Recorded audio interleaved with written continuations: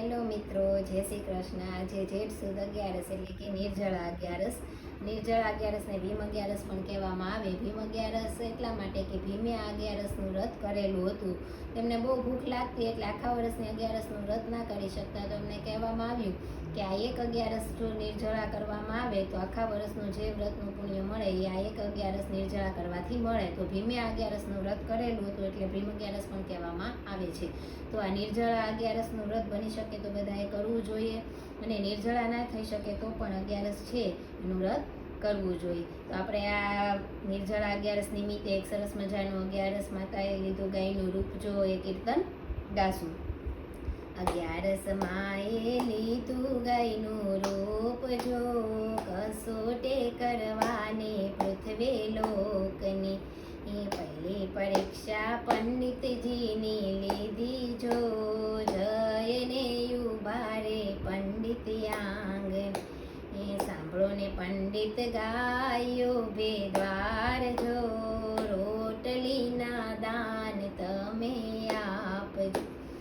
ઘરમાંથી પંડિત એમ બોલા જો, સાંભળજો ગઈ માતા મારી વાત.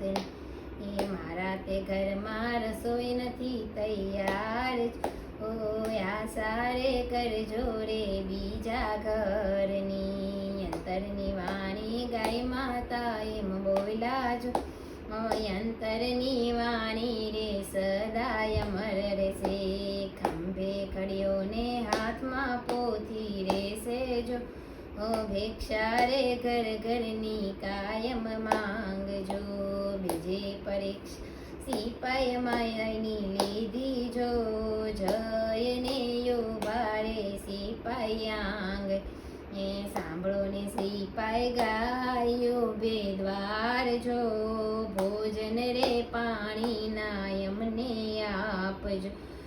ઘરમાંથી સિપાઈ એમ બોલા જો, સાંભળો રે ગાય માતા મારી વાતને. મારા તે ઘરમાં રસોઈ નથી તૈયાર જો, આશા રે કરજો રે બીજા ઘરની. ગાય માતા અંતરની વાણી બોલા જો, અંતરની હાયો રે સદાય અમર રહેશે. એ સિપાઈ તારે હાથે રહેશે હથિયાર, ઓ યો દ્વારે ઉભે એમ તો ઉભો રહે. ત્રીજી પરીક્ષા સજન માણસની લીધે જો, ઓ જયને ઉભારે ધર્મીને આંગણે. એ સાંભળો ને બેનું ગાયનો પોકાર જો, ભોજન આપો ને પેટમાં રઠારજો. ઘરમાંથી ધર્મી એમ બોલા, ઓ ગાય માતા ઉભા રહો હું આવું છું. અમારા ઘરે 56 ભોગ તૈયાર જો, ભાવે થે ભોજન તમે યારો.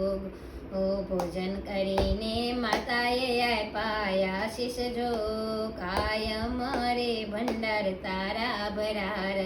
એ લક્ષ્મીજીનો વાસ તારે સદાર. હે અરે માનવીઓ 11 તુલસી પુંજ જોજો, તુલસી રે પુંજ વાથે વૈકુંઠ ઢોકડો. ઓ જે સત્સંગે 11 સમયમાં ગાશે જો, તુલસી ને શાલિગ્રામ મોક્ષે ને આવશે. 11 સમયે લીધો ગાયનું રૂપ જો, તે કરવાને પૃથ્વી લોકનું. જય શ્રી કૃષ્ણ.